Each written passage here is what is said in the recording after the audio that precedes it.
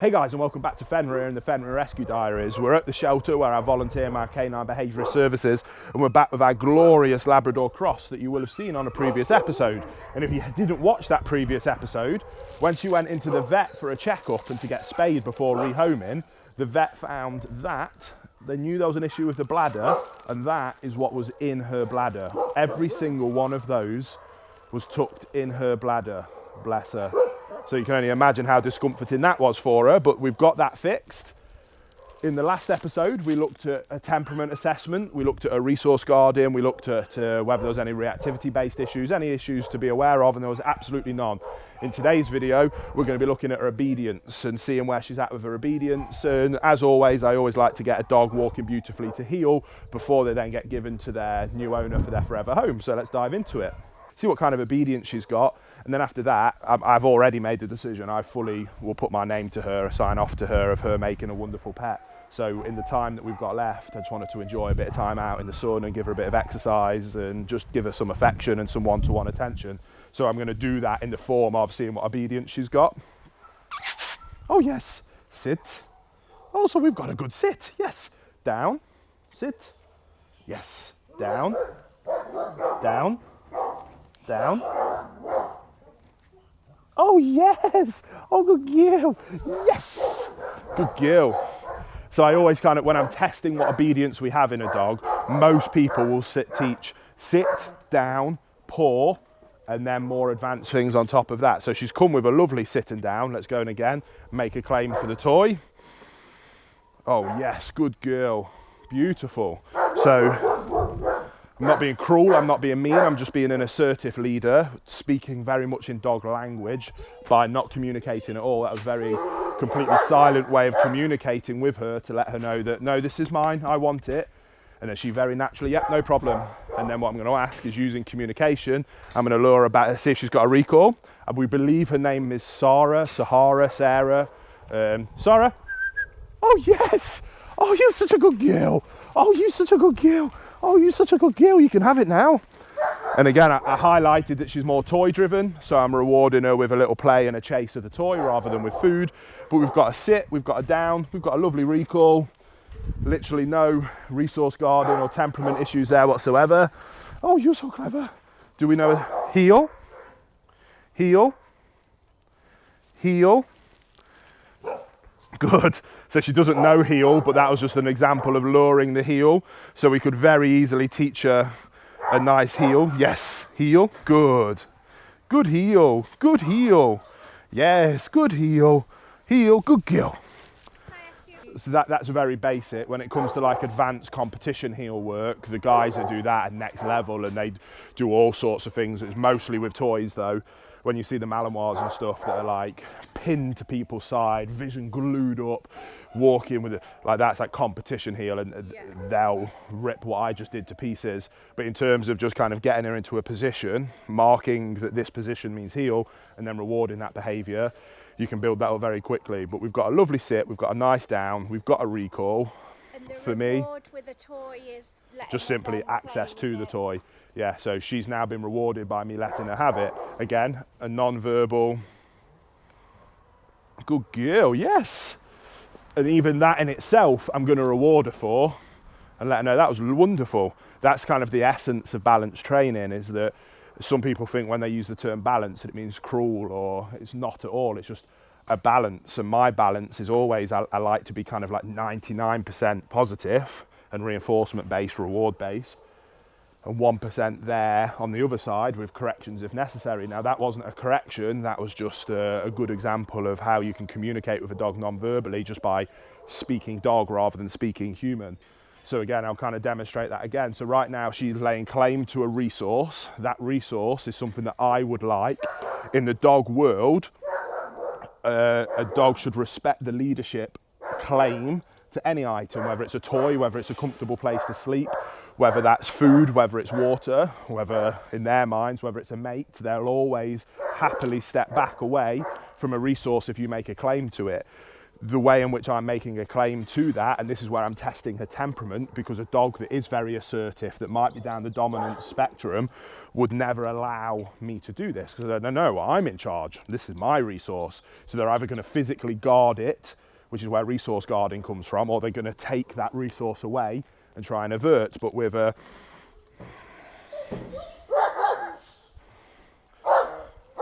good, claim the resource, diverting her attention. She's looking at the dog barking, but the body language is beautiful. She's not offended. I've not upset her. I've not made her scared. We're just communicating, and all we're communicating is that this is mine and I would like it back, please. And but I can also then tap into that from a balanced perspective of to say thank you. Sorry, yes, to say thank you for doing that. Then I'm going to reward you with it, and that's just, you can put that into practice. I do it just day to day with all the dogs I work with. If they're ever eating, I'll make a claim to the food. If they back off, sit, wait patiently, looking up to me for guidance and direction. Beautiful, wonderful, I'll let you have that. Same goes with toys. You should always be able to do that with your dogs, but it's one of those things that if you've got a good dog that respects your loving leadership, that relationship that you have with them, that's never an issue. If you've got a dog that isn't looking up to you for guidance and direction, doesn't see you as its calm, consistent leader, that's when those guarding type behaviours come from. So yeah, it's a wonderful thing.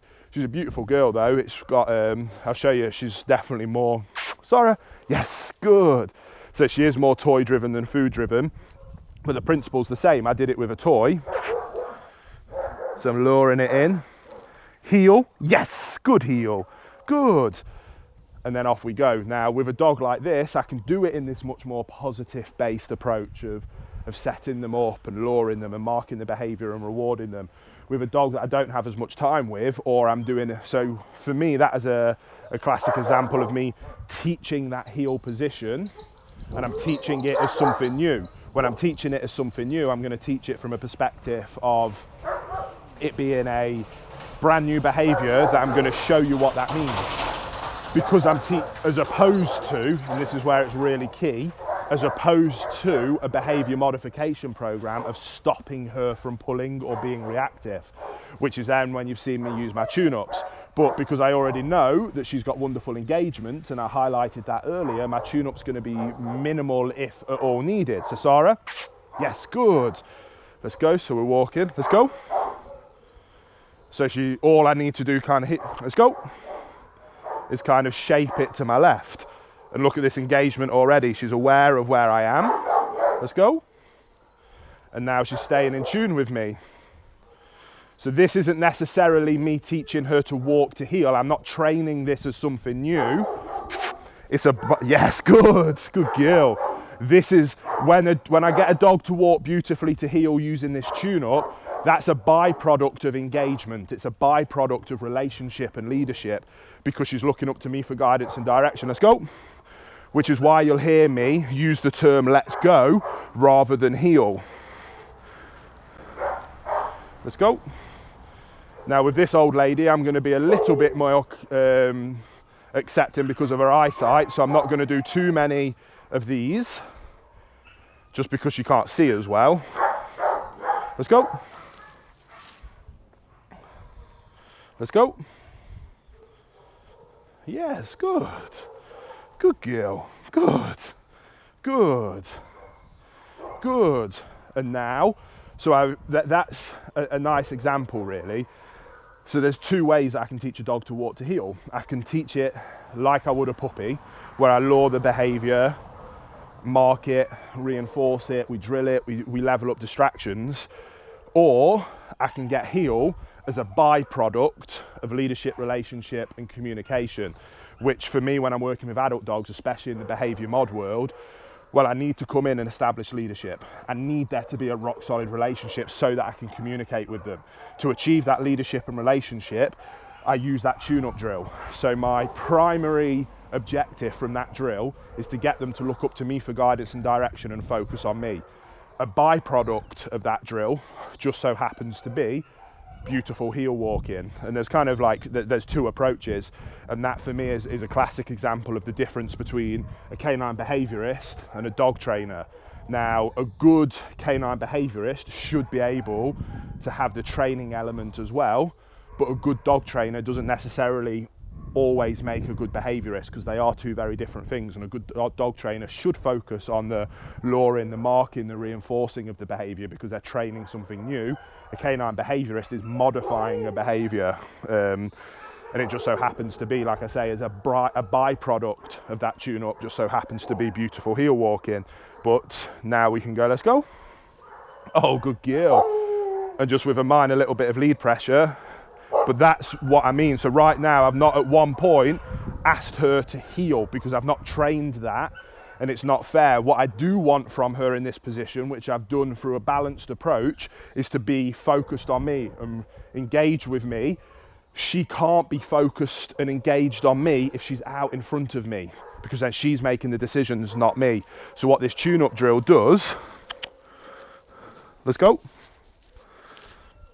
is it gets to a point where it allows her, let's go, to not do this. So this is lovely, actually. So she's distracted now. Let's go. Which isn't what I want. Let's go. Good, yes. So what I'm doing there is yes, good. Is I'm correcting that distraction and bringing the attention back to me. Let's go. Yes. Now, obviously, we're in an incredibly high distraction environment here. One of the highest distraction environments we could be in. Let's go. Yes. Good.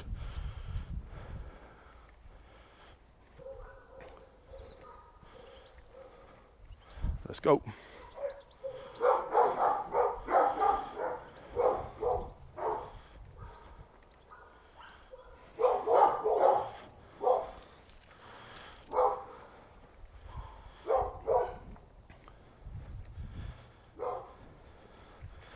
So then the byproduct of that 30 seconds happens to be that she's going to drop in much nicer with me. Two different approaches that kind of meet the same outcome, but coming at it from different perspectives. From a behavior modification perspective for focusing on relationship and leadership, or coming from a dog training perspective, focusing on teaching a new behavior and marking that behavior. So, oh yes, good girl. So there we go, guys. That's a bit of an example. Yes, good girl. That's a bit of an example of what I look for when I'm looking at obedience with dogs. And then obviously we went off on a bit of a tangent around how to teach heel and the different methodologies and approaches. And unfortunately, the dog world is a very diversive world where there's lots of kind of like political elements to it. And unfortunately, far too many people argue about different principles and theories and methodologies, and I do think that's a real shame, because the vast majority of principles and theories and methodologies and types of trainers have their place if people are better educated on where those come from. So I hope with that little bit of an example you can see how dog training can be different from canine behavior and modification, and it's all about having as many different tools in your toolbox to be able to ultimately help the dog. And that's what people come away from. Yes, I'm a balanced trainer. Yes, I have corrective-based approaches in my toolbox, but I dip into that toolbox because I love this girl and I want her to be happy, fulfilled. I don't want to live with anxiety and fear. I don't want her to have those things constantly stemming in her brain. So I want to help her so that she can find a forever home. And I do that because I love these dogs. And because I love these dogs, I lead these dogs, because that's what dogs need. And as always, leadership is love.